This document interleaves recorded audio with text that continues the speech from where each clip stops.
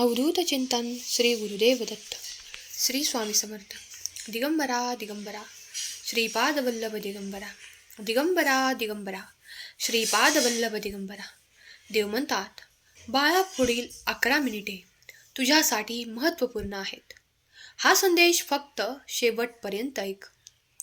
आणि हा संदेश ते शेवटपर्यंत ऐकतील जे खरे स्वामी भक्त आहेत. अन्यथा ते कोणीही या संदेशाला शेवटपर्यंत ऐकू शकत नाही. ज्यांच्यावर माझा वरदहस्त नाही. बाळा, तू तर सौभाग्यशाली आहे.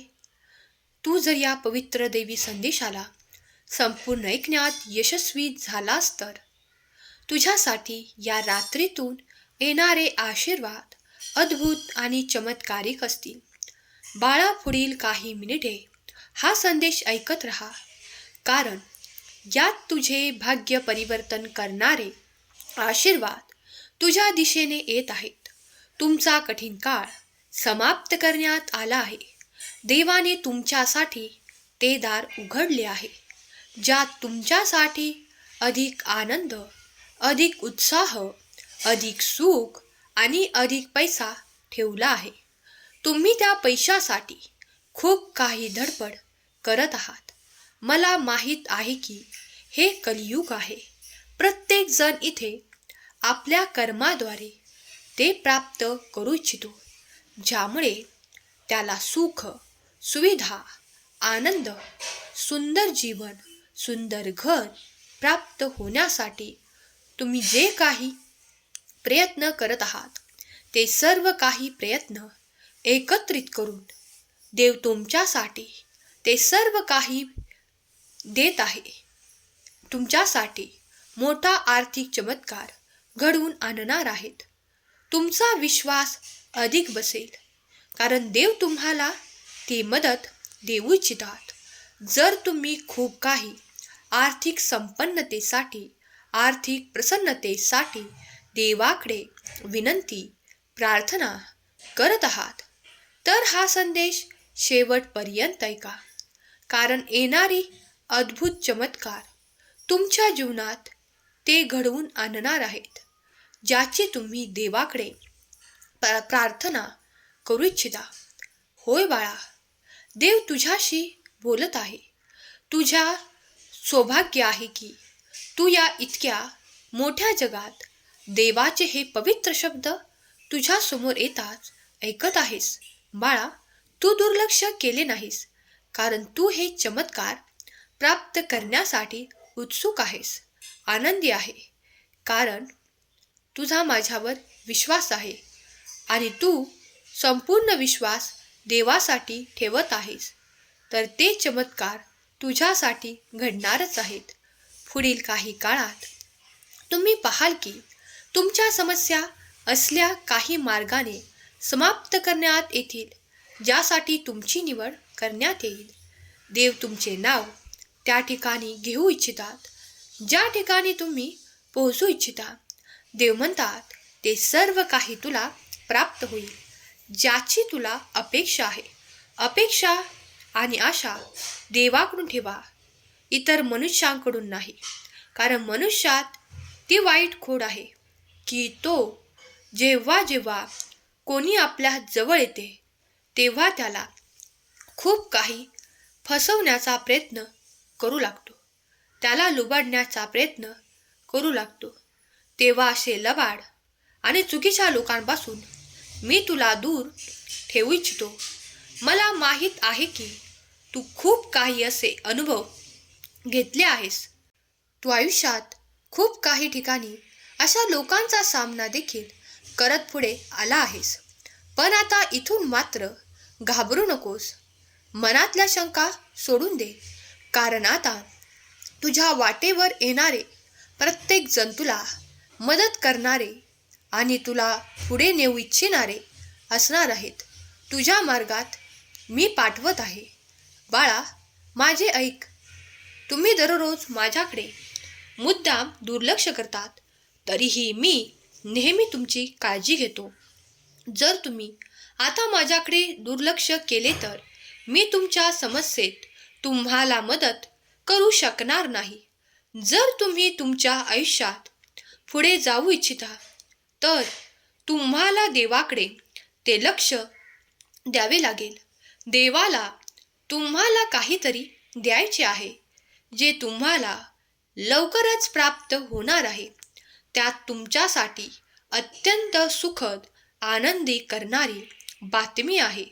जर तू पवित्र संदेश शेवटपर्यंत ऐकणार असशील तरच पुढे जा, किंवा आताच दुर्लक्ष कर, कारण याचा तुझ्या जीवनावर काही परिणाम होऊ शकतो. जर तू ते परिणाम टाळू शकतोस कारण तू हा संदेश शेवटपर्यंत ऐकणार आहेस, मला खात्री आहे बाळा, कारण तू माझ्या आशीर्वादाने परिपूर्ण बाळ आहेस. तुझी ऊर्जा वाढवणारा हा संदेश ज्या क्षणाला तुझ्यापर्यंत येईल तेव्हा तुझ्यात एक दिव्य ऊर्जा प्रवाहित होऊ लागेल, कारण तुझ्यासाठी तुझा देव सतत कार्य करत आहे. तुम्ही स्वामींवर आणि स्वामींच्या दिव्य शक्तीवर विश्वास ठेवताना मग मागे पुढे न पाहता फक्त आपल्या ध्येयाकडे पुढे चालत राहा, कारण देव तुम्हाला ती मदत करू इच्छितात. तुम्हाला ते सौभाग्य देऊ इच्छितात. देव शक्ती आणि देत आहे. भगवंताच्या आशीर्वादांवर संपूर्ण विश्वास जो कोणी ठेवतो त्याला कधीही त्याच्या आयुष्यात अंधारात चालावे लागत नाही. त्याच्याकडे सदैव दैवी प्रकाश येऊ लागतो. दैविक ऊर्जा आणि त्याचे जीवन सुख, संपन्नता आणि भरभराट यांनी पूर्ण जीवन संपूर्ण केले जाते. जर तुम्ही तुमच्या आयुष्यात हे सर्व काही आनंद प्राप्त करू इच्छित असाल तर आत्ताच्या संदेशाला लाईक करा आणि ज्यांना याची आवश्यकता आहे त्यांना शेअर करायला विसरू नका. तुम्ही पुण्याचे भागीदार व्हाल.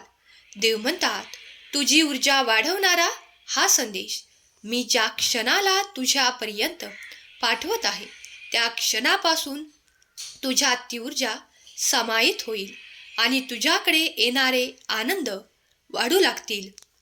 तुला खूप काही संघर्ष आजपर्यंत जाणवत होता, तो देखील माझ्या शक्तीने तुला संघर्ष न वाटता तुला एखादी शिकवण जाणवेल. बाळा, जेव्हा एखाद्या सुंदर रम्य ठिकाणी तुम्ही जाण्यासाठी निश्चित करता, मला त्या जागी जायचे आहे, पोचायचे आहे, तर ते तुमचे पुढील ध्येय ठरते. त्याचप्रमाणे देवाचे आशीर्वादही प्राप्त करण्यासाठी मनातल्या ज्या काही इच्छा आहेत त्या सर्व काही देवापुढे प्रगट करा, कारण तुम्ही जेव्हा देवाला प्रार्थना करता, देवापुढे ती विनंती करता आणि देवाला तुमचे ते सर्व काही सांगू इच्छिता, तेव्हा देव तुम्हाला त्या आशीर्वादाने परिपूर्ण करणारे आशीर्वाद, चमत्कार देऊ लागतात. कारण देवाची ऊर्जा ही अनंत ब्रह्मांडात आहे. तुम्ही फक्त नामस्मरण करून, देवाचे ध्यान करून, त्या शक्तीला जागृत करून आपल्या दिशेने आणू शकता. जर तुम्ही स्वामींचे संदेश आणि स्वामींचे चमत्कार अनुभवण्यासाठी या क्षणाला देखील सज्ज असाल तर तुमच्यासोबत ते घडू लागतील, कारण तुम्ही त्यासाठी देवाकडे प्रकट केले आहे. जेव्हा तुम्ही देवाकडे इच्छा प्रकट करता, प्रार्थना करता, तेव्हा तुमच्या दिशेने ते अद्भुत आणि चमत्कारिक आशीर्वाद येऊ लागतात. विश्वास ठेवा, देव तुमच्यासाठी कार्य करत आहे. देव आज तुमच्यासमोर उपस्थित आहे. तुमच्या मनातील भाव तुम्ही देवाला कळवा. तुमच्या इच्छा देवाला सांगा, कारण त्या पूर्ण होण्याची संपूर्ण खात्री आहे. कारण देव सतत तुमच्यासाठी कार्य करत आहे. हे संपूर्ण ब्रह्मांड तुमच्यासाठी कार्य करत आहे. तुम्ही आजपर्यंत लहानापासून ज्या काही इच्छा मिळवल्या आहेत, जे काही सुख मिळवले आहे ते सर्व काही देवाकडूनच आलेले आहे. तेव्हा देवाला धन्यवाद करायला विसरू नका. तुम्हाला जर तुमचे आवडते नाते प्राप्त करायचे असेल, तुम्हाला जर तुमचे आवडते कार्य प्राप्त करायचे असेल, तुम्हाला तुमच्या घरातील सुख प्राप्त करायचे असेल, तर देवाकडे धन्यवाद करायला विसरू नका. कारण देवाच्या अफाट ऊर्जेने, अनंत ऊर्जेने तुम्हाला ते सुख दिले आहे. तर त्यासाठी धन्यवाद करायला विसरू नका. कारण देव पाहतात ते तुमचे चांगले कर्म. कधी आपल्या वाणीतून कोणाचाही अपमान करू नका. कधी आपल्या वाणीतून कोणाचाही अपमान करू नका.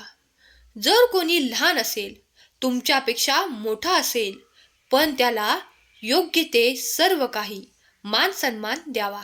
आणि त्यांना जर काही तुम्हाला चुकीचे वाटत असेल तर काही मोजक्या शब्दात त्यांची चूक समजावण्याचा प्रयत्न करा. आणि तरी ते जर ऐकत नसतील तर त्या ठिकाणी तुम्ही त्यांना देवाच्या स्वाधीन करा. पण तिथे वादविवाद करू नका.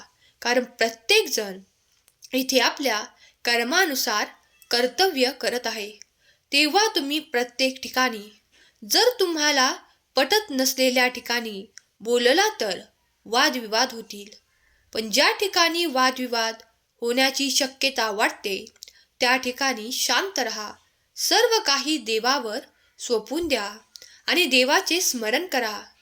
तुम्ही काही काळातच पाहाल की जी व्यक्ती तुमचा विरोध दर्शवत आहे, काही तुम्हाला चुकीचे दर्शवत आहे, त्याच ठिकाणाहून तुम्हाला ती व्यक्ती टाळाटाळ करणे बंद करेल. तुम्हाला चुकीचे ठरवणे बंद करेल. कारण ती आता योग्य मार्गावर चालत आहे. तुम्ही ते जेव्हा देवाचे स्मरण करून त्यांच्या प्रार्थना केल्या आहेत, तर सर्व काही देवावर सोपून निश्चिंत रहा. त्यांना तो योग्य मार्ग स्वामी दाखवतीलच, जे तुमच्या कार्यात विघ्न आणणार नाहीत. ते तुमच्या कार्यात खूप काही अडथळे आणणार नाहीत. कारण देवाने तुमची प्रार्थना ऐकली आहे. जेव्हा देव प्रार्थना ऐकतात तेव्हा तुमच्यासोबत चमत्कार घडू लागतात. विश्वास ठेवा, देवाची अफाट अनंत शक्ती तुम्हाला सहाय्यक आहे. तुम्ही देवाचे नामस्मरण करत आहात, देवाची सेवा करत आहात, ती कधी व्यर्थ होणार नाही. तुम्हाला तुमचे इच्छित लवकरच प्राप्त होईल. स्वामींची दिव्य ऊर्जा सतत तुम्हाला सहाय्य करत आहे. ज्या ठिकाणी तुम्हाला एकटे वाटते त्या ठिकाणी स्वामींचे स्मरण करा. स्वामींना ते सांगा की ज्या ठिकाणी मला भीती वाटत आहे त्या ठिकाणी तुम्ही माझी साथ द्या. स्वामी नक्कीच तुमचं ऐकतील यावर विश्वास ठेवा. आणि ज्या गोष्टी तुमच्या हातून निघून गेल्या आहेत अशा तुम्हाला वाटत आहे आणि त्यामुळे तुमच्या मनात कित्येकदा काही दुःख, यातना होत आहेत की त्या गोष्टी निघून गेल्या आहेत, तर त्याहीपेक्षा सर्वोत्कृष्ट काहीतरी स्वामी तुम्हाला नक्कीच देतील यावर विश्वास ठेवा. कारण देवाकडे तुमच्यासाठी प्रकाश आणि अद्भुत आशीर्वाद आहेत. जर तुम्ही पुढे चालत राहिलात तर तो प्रकाश आणि काही भेटवस्तू, आनंदाचे क्षण तुमच्या जीवनात येतील. हा विश्वास मनात ठेवा आणि स्वामींचे स्मरण करा. स्वामी तुम्हाला कधी एकटे ठेवणार नाहीत आणि तुम्हाला कधीही कुठेही दुःखी ठेवणार नाहीत. स्वामींचा दिव्य आशीर्वाद या संदेशाच्या मार्फत तुमच्यापर्यंत येत आहेत. तुमच्या सर्व काही इच्छा, मनोकामना ज्या शुभ आहेत त्या सर्व काही स्वामी देव पूर्ण करोत आणि तुम्हाला असे मार्ग दिसोत ज्यावर चालताना तुम्हाला सुखाची, आनंदाची प्राप्ती होईल. हीच स्वामी माऊली चरणी प्रार्थना केलेली सेवा स्वामींचरणी अर्पण करते. आजचा हा संदेश शेवटपर्यंत ऐकल्याबद्दल धन्यवाद.